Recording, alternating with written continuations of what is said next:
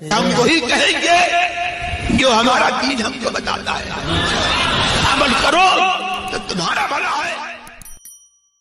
یا ایھا الذین آمنوا صلوا علیہ وسلموا تسلیما اللهم صل علی سیدنا وشفیعنا وحبیبنا ومولانا محمد وبارک وسلم صلاۃ وسلاما علیک یا رسول اللہ صلی اللہ تعالی علیہ وسلم۔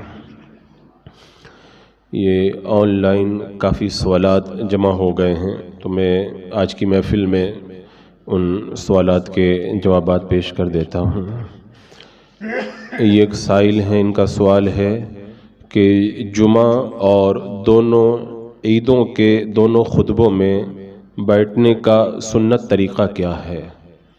اب انہوں نے اس کی وضاحت نہیں کی کہ خطیب کے لیے سنت طریقہ یا سننے والے کے لیے سنت طریقہ کیا ہے۔ میں دونوں کا طریقہ عرض کیے دیتا ہوں۔ دونوں خطبوں کے درمیان خطیب کے لیے 3 آیت پڑھنے کی مقدار بیٹھنا یہ سنت ہے، اور جمعہ کے پہلے خطبہ سے پہلے خطیب کا بیٹھنا سنت ہے، اور عیدین میں نہ بیٹھنا سنت ہے۔ پہلے خطبے سے پہلے نہ بیٹھنا یہ سنت ہے۔ اور جو سننے والے حضرات ہیں، خطبہ کی حالت میں 2 زانو بیٹھیں، جیسے نماز کے اندر اتحیات میں بیٹھا کرتے ہیں۔ یہ سنت طریقہ ہے خطبہ سننے کا۔ کچھ لوگوں کو دیکھا یہ گیا ہے کہ پہلے خطبے میں وہ ہاتھ باندھتے ہیں اور دوسرے خطبے میں اپنے ہاتھوں کو رانوں پر رکھ لیتے ہیں۔ تو اس میں کوئی حرج تو نہیں ہے، لیکن یہ کوئی سنت طریقہ بھی نہیں ہے۔ لیکن عام طور پر کچھ لوگ اس کو سنت سمجھ کر کے اس پر عمل کرتے ہیں، تو اس کو لازم نہیں سمجھنا چاہیے۔ ہاں، اگر کوئی ایسا کرے تو اس میں کوئی حرج بھی نہیں ہے، واللہ تعالی عالم۔ یہ صاحب پوچھ رہے ہیں کہ سنا ہے کہ کوئی بھی نیا کام بدھ کے دن شروع کرنا چاہیے، کیا یہ بات صحیح ہے؟ بدھ کے دن کی فضیلت کے بارے میں کچھ احادیث تو آئی ہیں، خاص طور سے کسی نیا کام کو شروع کرنے کے بارے میں تو نہیں، البتہ حضرت جابر رضی اللہ تعالی عنہ سے یہ روایت ہے کہ اللہ کے رسول صلی اللہ تعالی علیہ وسلم نے پیر، منگل اور بدھ کے دن مسجد فتح میں دعا مانگی تھی، تو اللہ تبارک و تعالیٰ نے بدھ کے دن ظہر اور عصر کے درمیان آپ کی دعا کو قبول فرمایا۔ تو حضرت جابر فرماتے ہیں میں اس گھڑی کا انتظار کرتا رہتا ہوں، اور فرماتے ہیں کہ میں بدھ کے دن ظہر سے عصر کے درمیان جو بھی دعا کرتا ہوں اللہ تعالیٰ میری دعا کو قبول فرما لیتا ہے۔ تو بدھ کے دن ظہر اور عصر کے درمیان کا وقت یہ مقبول وقت مانا گیا ہے، لیکن خاص طور سے کسی نیا کام کو شروع کرنا اس حوالے سے تو روایت نظر میں نہیں ہے، البتہ ان روایتوں سے یہ پتہ چلتا ہے کہ اگر بدھ کے دن کوئی نیا کام شروع کیا جائے تو اس دن کی فضیلت کی وجہ سے اللہ تبارک و تعالی اس کام کے اندر برکتیں عطا فرمائے گا، واللہ تعالی عالم۔ یہ ایک سائل کا سوال ہے کہ امام حسین رضی اللہ تعالی عنہ کے نام کے ساتھ میں علیہ السلام کہنا کیسا ہے؟ انبیاء کرام اور فرشتوں کے علاوہ کسی اور کے لیے مستقل طور پر علیہ السلام کہنا یہ جائز نہیں ہے۔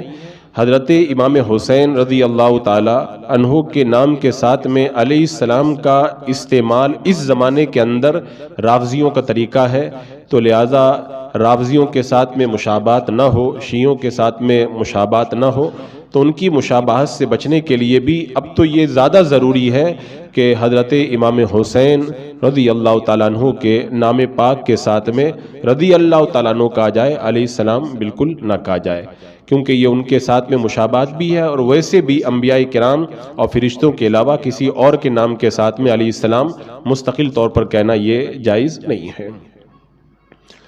یہ ایک سائل کا سوال ہے کہ شجرہ شریف اور شادی کارڈ کے اندر اللہ تبارک و تعالیٰ کا نام لکھا رہتا ہے، یا ان کے اندر مکۃ المکرمہ، مدینہ منورہ، اس طرح کے مقدس مقامات کی تصویریں چھپی رہتی ہیں، تو ان کو ایسے تالاب کے اندر ڈال دینا جس کے سوکھ جانے کا گمان ہو، یہ کیسا ہے؟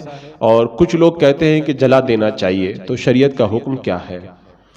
اس سے پہلے بھی یہ مسئلہ ایک بار پیش ہوا تھا ملتا جلتا اسی سے، تو میں نے بتایا تھا کہ قرآن مقدس، احادیث کریمہ یا دینی کتابوں کے اوراق یا شجرہ شریف یا کوئی بھی کاغذ یا کارڈ جس پر اللہ اس کے رسول صلی اللہ تعالیٰ علیہ وسلم کا نام لکھا ہو، تو ان کے لیے حکم یہی ہے کہ اس کو اس طرح کے تالاب کے اندر نہ ڈالا جائے، بلکہ پاک کپڑے میں لپیٹ کر کے کسی پاک جگہ پر دفن کر دیا جائے، اور یا پھر قبرستان ہی کے اندر دفن کر دیا جائے۔ اور جب تالاب کے سوکھ جانے کا اندیشہ ہے تو وہ جب سوکھ جائے گا تو پھر لوگوں کے پاؤں میں آئے گا اور بے ادبی ہوگی، لہذا اس طرح کے تالاب میں ڈالنے کے بجائے پاک کپڑے میں لپیٹ کر کے ان کو دفن کر دینا چاہیے۔ واللہ تعالی اعلم۔ یہ ایک سوال ہے کسی کا کہ نقلی بالوں کی وگ لگانا کیسا ہے، اور نقلی بالوں کی وگ لگا کر کے نماز ہو جائے گی یا نہیں؟ یہ جو کچھ لوگوں کو سر میں بال جو ہے وہ گنجے رہتے ہیں تو وہ نقلی وگ لگا لیتے ہیں، اور کچھ عورتیں بال جب ان کے زیادہ بڑے نہیں ہوتے ہیں تو لمبے بال رکھنے کے شوق میں وہ بھی وگ لگاتی ہیں۔ تو نقلی بالوں کی وگ لگانا یہ جائز ہے، اور اگر وگ لگا کر کے کوئی نماز پڑھتا ہے تو نماز بھی ہو جائے گی۔ واللہ تعالی اعلم۔ یہ ایک صاحب پوچھ رہے ہیں کہ 3 بار اعضاء کو دھلنے کے بعد میں پھر 3 مرتبہ اس پر اگر کوئی پانی بہاتا ہے تو یہ کیسا ہے؟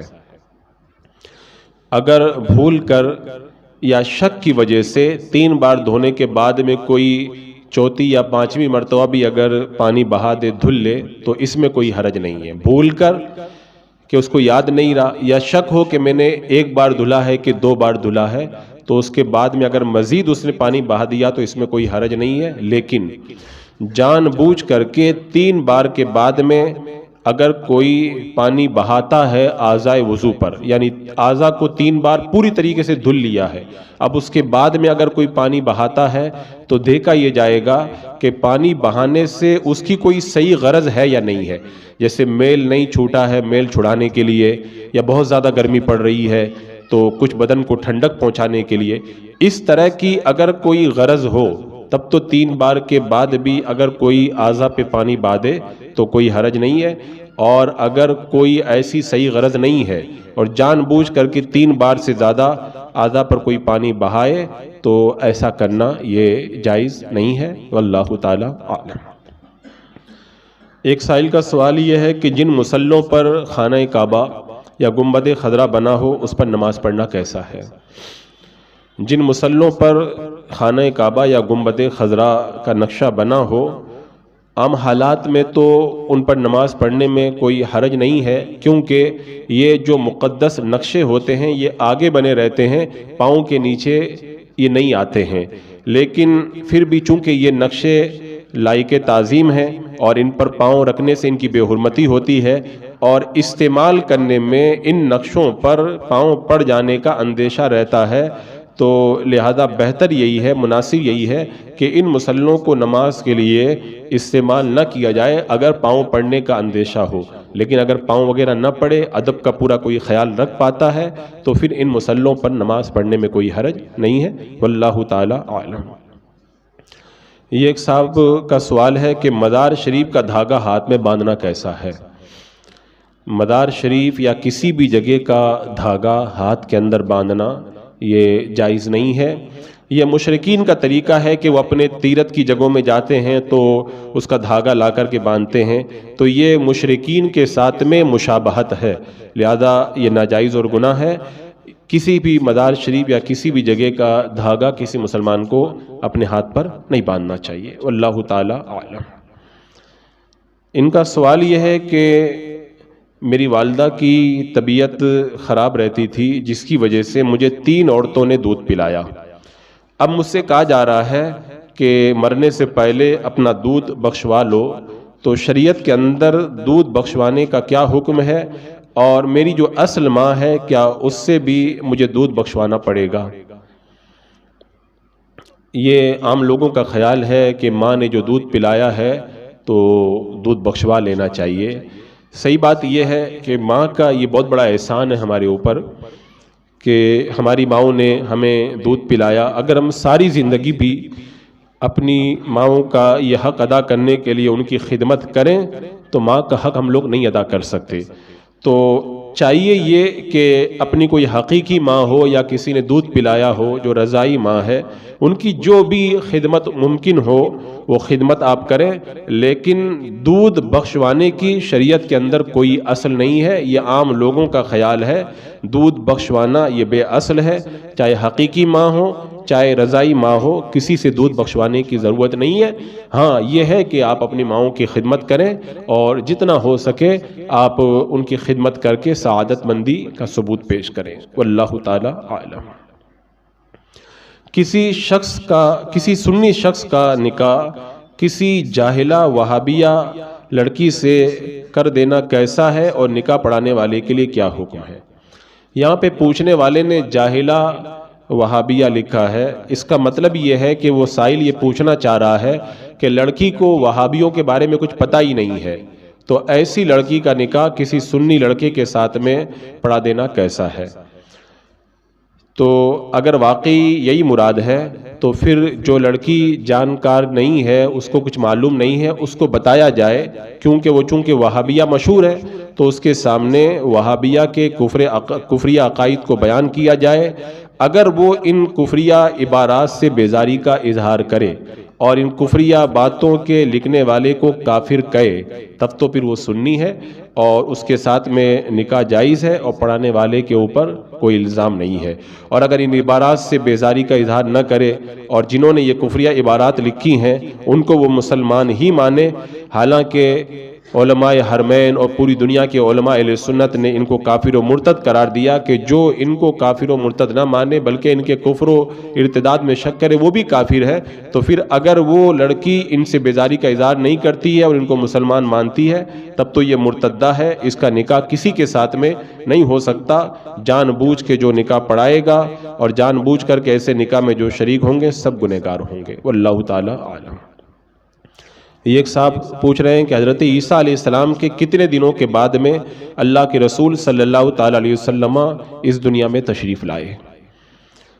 اصحاب سحر جنہوں نے سیرت کی کتابیں لکھی ہیں انہوں نے بیان کیا ہے کہ اللہ کے رسول صلی اللہ تعالی علیہ وسلم کی ولادت 571 عیسوی میں اپریل کے مہینے میں 20 تاریخ کو ہوئی ہے. تو اس حساب سے یہ پتہ چلتا ہے کہ حضرت عیسیٰ علیہ السلام کے 571 سال کے بعد میں میرے آقا صلی اللہ تعالی علیہ وسلم اس دنیا میں تشریف لائے. واللہ تعالی اعلم. یہ ایک سوال ہے کسی کا کہ کیا مردہ سن سکتا ہے؟ یہ بڑا تفصیلی اس کا جواب ہے. اعلیٰ حضرت سرکار نے اور علماء اہل سنت نے اس پر تفصیل سے کتابیں لکھ کے دلیل سے یہ ثابت کیا ہے کہ احادیث کریمہ اور آثار سے یہ ثابت ہے کہ مردہ سنتا ہے. جب زیارت کرنے والا آتا ہے مردے کو پتہ چلتا ہے، ان کا سلام سنتا ہے اور ان سے انسیت حاصل کرتا ہے، جواب بھی دیتا ہے. اور یہ بات شہید اور غیر شہید سب میں عام ہے. اور حدیث پاک میں موجود ہے کہ مردہ غسل دینے والے کو پہچانتا ہے، اٹھانے والے کو پہچانتا ہے، کفن دینے والے کو پہچانتا ہے اور قبر میں اتارنے والے کو بھی پہچانتا ہے. اور اللہ کے رسول علیہ السلام نے ارشاد فرمایا جو شخص کسی مسلمان بھائی کی قبر کی زیارت کو جاتا ہے وہاں پر بیٹھتا ہے تو میت کا دل بہلتا ہے جب تک وہاں سے وہ نہیں اٹھتا، اور مردہ جو ہے اس کی بات کا جواب بھی دیتا ہے. تو سنتا ہے تو جواب دیتا ہے. اس میں بہت ساری روایتیں ہیں. یہاں تک فرمایا گیا کہ جب ہم دفن کر کے لوٹتے ہیں تو ہمارے جوتوں کی آواز بھی وہ مردہ جو ہے اپنی قبر کے اندر سنتا ہے. تو یہ اہل سنت و جماعت کا عقیدہ ہے. اور اس کے اندر بخاری شریف کی حدیث پاک بھی ہے کہ جب ان کفار کو بدر کے کنویں میں ڈال دیا گیا تھا تو اللہ کے رسول علیہ السلام نے ان سے بات کی تھی. تو حضرت عمر نے کہا تھا یا رسول اللہ آپ ان مردوں سے بات کرتے ہیں، میرا آقا علیہ السلام نے فرمایا تھا یہ سنتے ہیں، او کما قال رسول اللہ صلی اللہ تعالی علیہ وسلم. تو ان تمام روایتوں سے پتہ چلتا ہے کہ مردہ سنتا ہے. واللہ تعالی اعلم. یہ ایک سائل کا سوال ہے کہ کیا کالا جوتا پہننا منع ہے؟ ناجائز تو نہیں ہے، البتہ مشائخ کرام کا یہ طریقہ رہا ہے اور مشائخ کرام نے کالا جوتا پہننے سے منع فرمایا ہے، لیکن اگر کوئی پہنے تو ناجائز بھی نہیں ہے، واللہ تعالی عالم۔ ایک صاحب کا سوال ہے کہ دولہے کے گلے میں نوٹوں کا ہار ڈالنا کیسا ہے؟ نوٹوں کا ہار دولہا یا کسی کے گلے میں بھی ڈالنا یہ جائز نہیں ہے۔ ایک صاحب پوچھ رہے ہیں کہ کسی سنی دوست کے یہاں دعوت میں جائیں تو ذبیحہ کے بارے میں تحقیق کرنا ضروری ہے؟ اگر دوست سنی صحیح العقیدہ ہے اور ذبیحہ کے معاملے میں اس کی بے احتیاطی معلوم نہیں ہے تو تحقیق کرنے کی ضرورت نہیں ہے، بغیر تحقیق کے بھی اس کے یہاں ذبیحہ اور اس کا یہاں پہ گوشت کھا سکتے ہیں، کھانا جائز ہے۔ ہاں اگر ذبیحہ کے معاملے میں وہ بے احتیاط ہے اور کہیں سے بھی خرید کے لے آتا ہے تو جب تک دلیل شرعی سے یقینی طور پر یہ معلوم نہ ہو جائے کہ یہ سنی کا ذبیحہ ہے اور مسلمان کی نگاہوں سے غائب نہیں ہوا ہے، جب تک یہ پتہ نہ چل جائے تب تک اس ذبیحہ کو کھانا جائز نہیں ہے۔ اگر شرعی طور پہ معلوم ہو جائے تو پھر اس کو کھانا جائز ہے۔ یہ ایک صاحب کا سوال ہے کہ مسجد قبلتین کہاں ہے اور اسے مسجد قبلتین کیوں کہتے ہیں اور قرآن شریف میں اس کا ذکر کہاں پہ آیا ہے؟ یہ تو سیرت کا سوال ہے اور سیرت کی کتابوں کے اندر اس حوالے سے تفصیلات موجود ہیں۔ حضرت شیخ عبدالحق محدث دہلوی رحمۃ اللہ تعالی علیہ جذب القلوب الی دیار المحبوب میں فرماتے ہیں کہ یہ مسجد قبلتین مساجد فتح کے مغربی جانب نصف میل یا اس سے کچھ کم فاصلے پر وادی عقیق اور بیر روما کے پاس میں موجود ہے۔ اور حضرت محمد ابن اخنس سے روایت ہے کہ قبیلہ بنی سلمہ میں ام میر ایک بیوی تھی، اللہ کے رسول صلی اللہ تعالی علیہ وسلم ان کی مجاز پرسی کے لیے وہاں پہ تشریف لے گئے تو انہوں نے اللہ کے رسول علیہ الصلوۃ والسلام کے لیے کھانا تیار کیا۔ کھانا تناول فرمانے کے دوران ام میر کے جو ہے ارواح کے احوال دریافت کرنے لگی تو مسلمانوں کی روحوں اور کافروں کی روحوں کے بارے میں کچھ سوالات کرنے لگی۔ جب ظہر کا وقت ہو گیا تو اللہ کے رسول صلی اللہ تعالی علیہ وسلم بنی سلمہ کی مسجد میں نماز پڑھنے کے لیے نکلے۔ آپ نے 2 رکعت نماز ادا فرمائی تھی کہ وہی آ گئی کہ قبلہ بیت المقدس سے خانہ کعبہ کی طرف پھیر دیا گیا ہے۔ تو جس مسجد کے اندر یہ وحی نازل ہوئی تھی اسی مسجد کو مسجد قبلتین کہتے ہیں، اور مسجد قبلتین اس لیے کہتے ہیں کہ 2 رکعتیں اس میں بیت المقدس کی طرف منہ کر کے ادا کی گئی تھی اور 2 رکعتیں خانہ کعبہ کی طرف، تو 2 قبلے بنے تھے اس نماز کے اندر۔ تو قبلتین کا معنی ہوتا ہے 2 قبلے، تو مسجد قبلتین کو مسجد قبلتین اس لیے کہتے ہیں کہ یہ وہ مسجد ہے جس میں 2 قبلوں کی طرف منہ کر کے نماز ادا کی گئی ہے۔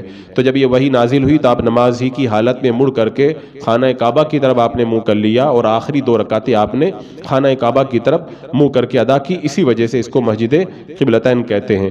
اور محمد ابن جابر رضی اللہ تعالیٰ عنہ سے روایت ہے کہ بنی سلمہ کا ایک گروہ اپنی مسجد میں آپ کے ساتھ میں ظہر کی نماز پڑھ رہا تھا، 2 رکعت نماز پڑھ چکے تھے، تبدیلی قبلہ کی خبر ان تک پہنچی تو آپ نماز ہی کی حالت میں خانہ کعبہ کی طرف پھر گئے۔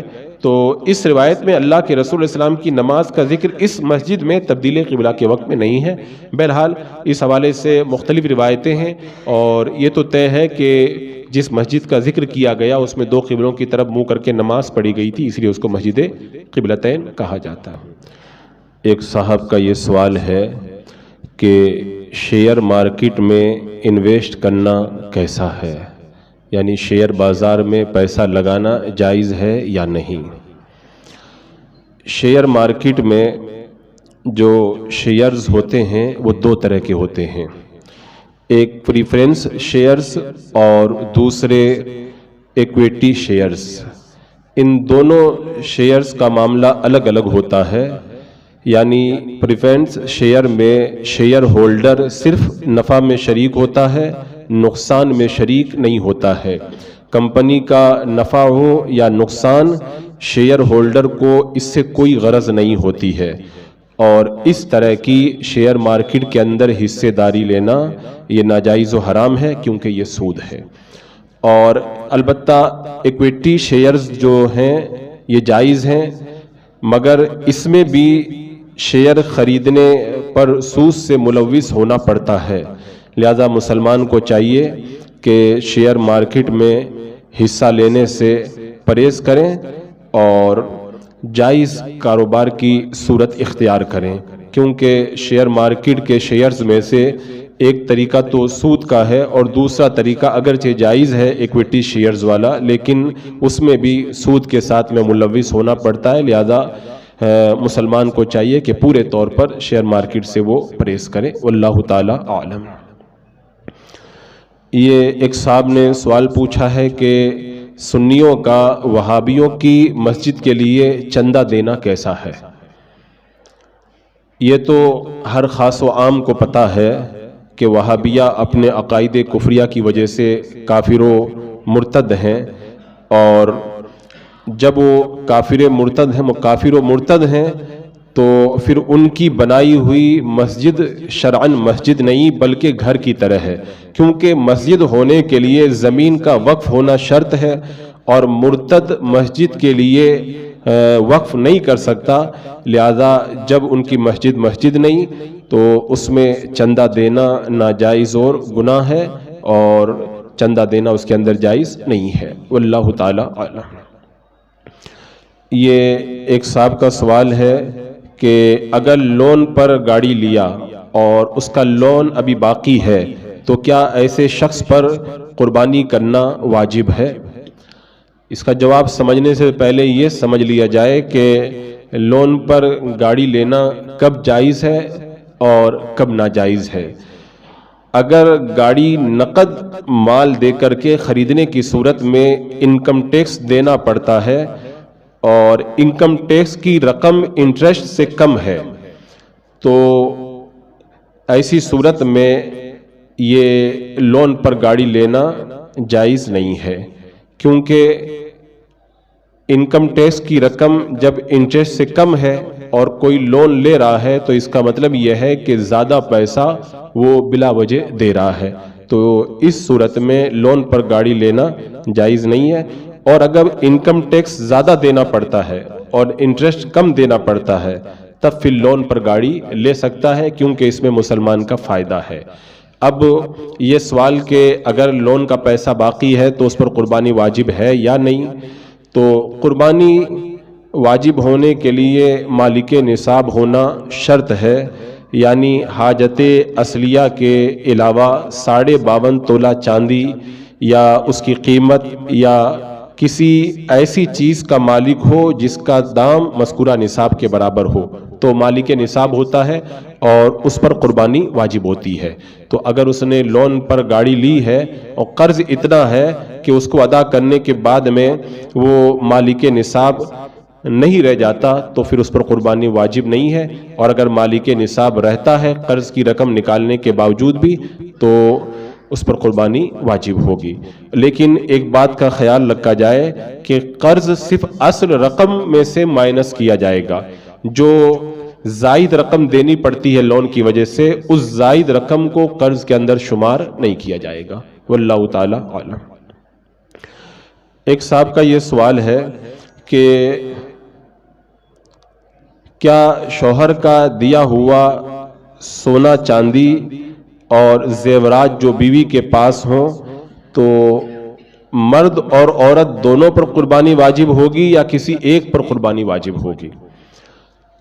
قربانی واجب ہونے کی شرطوں میں سے ایک شرط مالک نصاب ہونا ہے، اور مالک نصاب ہونے کا وہی معنی ہے جو میں نے بتایا کہ حاجت اصلیہ کے علاوہ 52.5 تولہ چاندی یا اس کی قیمت یا کسی ایسی چیز کا مالک ہو جس کا دام اتنے نصاب کے برابر ہو جائے تو وہ شخص مالک نصاب ہوتا ہے اور اس پر قربانی واجب ہوتی ہے۔ اب اگر شوہر نے بیوی کو سونا چاندی کے زیورات دیے ہیں تو دیکھا یہ جائے گا کہ اگر ان زیورات کے علاوہ بھی مرد اور عورت دونوں مالک نصاب ہیں تو دونوں پر قربانی واجب ہوگی، اور اگر کوئی ایک مالک نصاب ہے تو اس ایک ہی پر قربانی واجب ہوگی، دوسرے پر قربانی واجب نہیں ہوگی۔ لیکن مسئلہ یہ کہ زیورات کی وجہ سے کس کو مالک نصاب مانا جائے گا، تو سسرال سے ملنے والے زیور کی دو صورتیں ہوتی ہیں۔ ایک تو صراحتاً یہ کہہ دیا جاتا ہے کہ یہ زیور میں نے تمہاری ملک میں کر دیا، تم کو مالک کر دیا، بیوی کو مالک بنا دیا جاتا ہے، یا پھر وہاں کا عرف ہی یہی ہے کہ بیوی کو مالک سمجھا جاتا ہے، طلاق کے بعد بھی زیور واپس نہیں لیا جاتا ہے۔ تو اگر اس طرح بیوی کو مالک کر دیا گیا ہے تو عورت اس زیور کی مالک ہوگی، اور اگر وہ نصاب کے برابر ہے یا اس کے دوسرے مال کے ساتھ میں مل کر کے نصاب تک پہنچ جاتا ہے تو عورت پر قربانی واجب ہوگی۔ اور اگر نہ تو صراحتاً بیوی کو مالک بنایا، نہ وہاں کا عرف ہے، بلکہ طلاق کے بعد وہ واپس لے لیتے ہیں، جیسا کہ عام طور پر ایسا ہی ہوتا ہے، تب پھر وہ زیور کی مالک عورت نہیں ہوگی بلکہ شوہر مالک ہوگا، اور اس کی وجہ سے اگر وہ نصاب کو پہنچ جائے تو شوہر کو مالک نصاب مانا جائے گا اور شوہر کے اوپر قربانی واجب ہوگی۔ واللہ تعالی اعلم۔